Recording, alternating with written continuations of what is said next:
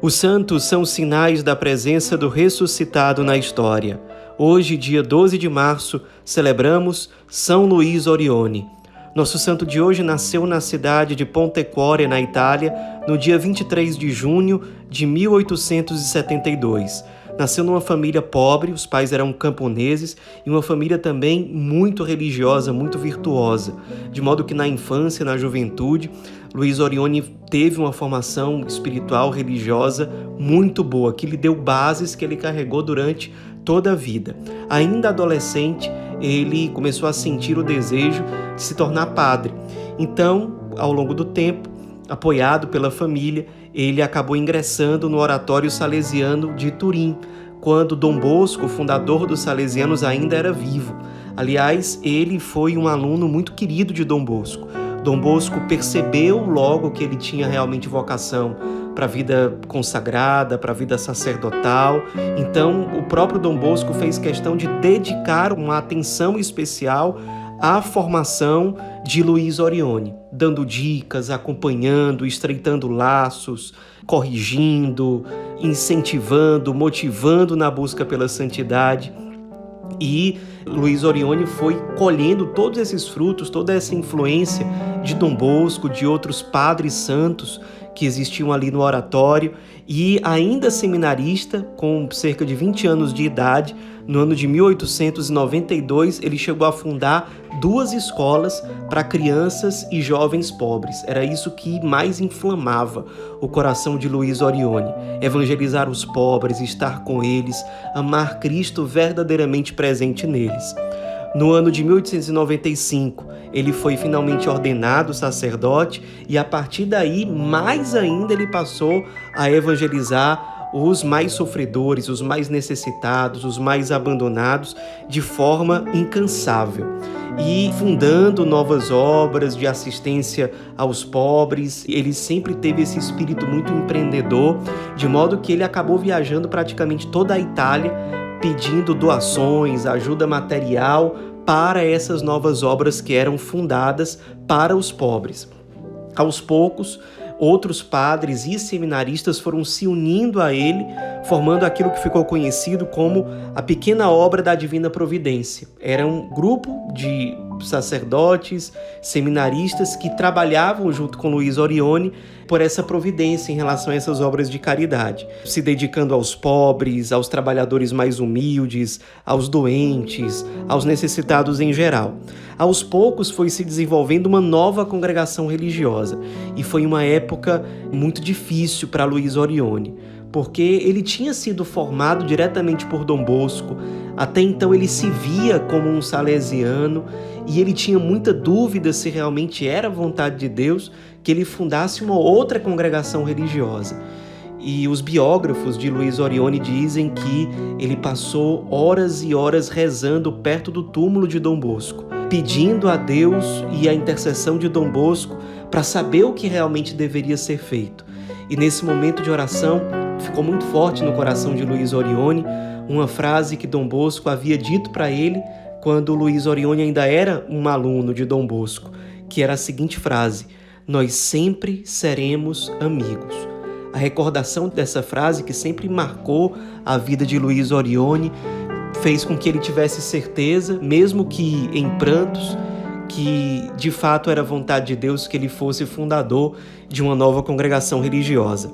A partir desse discernimento surgiu a Congregação dos Padres Orionitas, padres dedicados aos cuidados em geral com os pobres, com os enfermos, com as pessoas mais simples, dedicados à missão, à evangelização. Procuravam se inspirar no próprio padre Luís Orione, que evangelizava muito, fazendo pregações no meio da rua, fazendo pequenos eventos populares de evangelização, organizando peregrinações, etc. E depois ele ainda fundou uma outra congregação religiosa, um ramo feminino, com uma espiritualidade muito parecida, com uma missão muito parecida, só que dedicado a mulheres, que era chamada de Congregação das Irmãzinhas Missionárias da Caridade. Depois, Luís Orione percebeu que entre aqueles que eram evangelizados, aqueles que eram mais marginalizados, que eram mais esquecidos, Muitos deles, ele foi percebendo, Luiz Orione, que eles tinham chamado a vida consagrada religiosa também, mas era muito difícil naquela época que eles fossem aceitos pelas congregações religiosas, principalmente, por exemplo, aqueles que eram cegos. Então, com essa inspiração, Luiz Orione ainda fundou mais 2 congregações religiosas, uma masculina e uma feminina. A feminina era a Congregação das Irmãs Sacramentinas e a masculina era a Congregação dos Eremitas de Santo Alberto.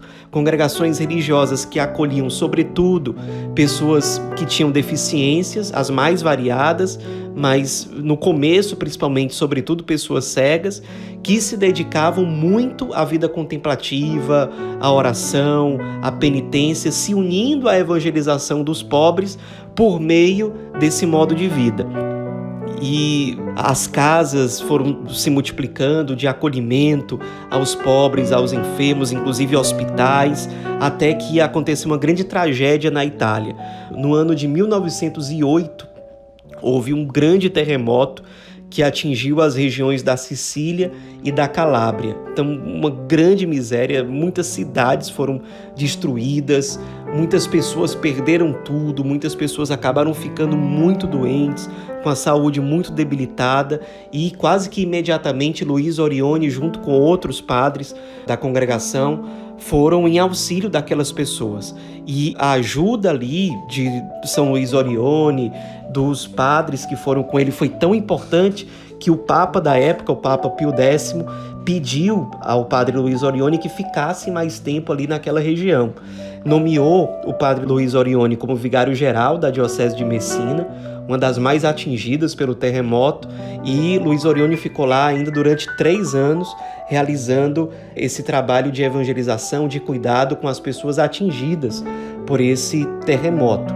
A congregação fundada por ele já era uma grande resposta às necessidades da igreja e da humanidade ali, naquele local, naquele contexto, naquela época.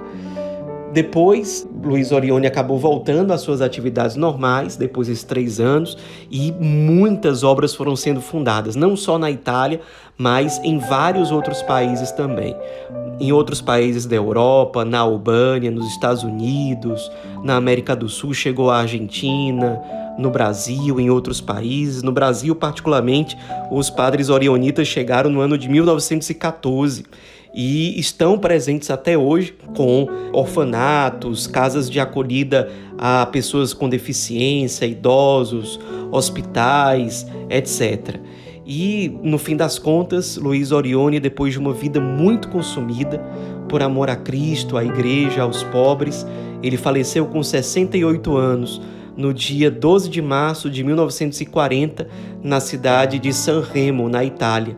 Isso porque os confrades dele, junto com os médicos, pediram muito, insistiram muito. Ele já estava com a saúde muito debilitada, especialmente problemas no coração, e pediram a ele que fosse se recuperar em Sanremo com mais tranquilidade. Ele resistiu muito, porque ele dizia que queria estar perto dos pobres até o fim da vida, mas ele acabou obedecendo, e 3 dias depois de chegar em Sanremo, ele acabou falecendo e já sendo venerado pelos seus confrades e por muitas pessoas como um sacerdote santo. Um sacerdote que foi santo no amor aos pobres, aos mais esquecidos, aos mais abandonados. Um sacerdote que foi um grande pregador popular, que organizou muitas missões, um grande confessor, muito solícito nos aconselhamentos, no cuidado pastoral, um padre verdadeiramente virtuoso, que no fim das contas foi canonizado no dia 16 de maio de 2004 pelo Papa São João Paulo II, que nessa ocasião se referiu a São Luiz Orione como pai dos pobres e como grande benfeitor da humanidade aflita e sofredora. Nos inspiremos na vida desse grande santo, missionário, padre, que ama os pobres e que nós hoje celebramos. Nos inspiremos nele para que nós também sejamos sensíveis àqueles que mais sofrem e que estão muitas vezes perto de nós. Sejamos resposta para eles. Dessa forma, seremos resposta para o próprio Cristo, seremos resposta para a igreja, resposta que a humanidade precisa, seremos aquilo que nós somos criados para ser, como quem é chamado a viver o Evangelho e a ser discípulo de Cristo em todas as dimensões da vida cristã. São Luís Orione, rogai por nós.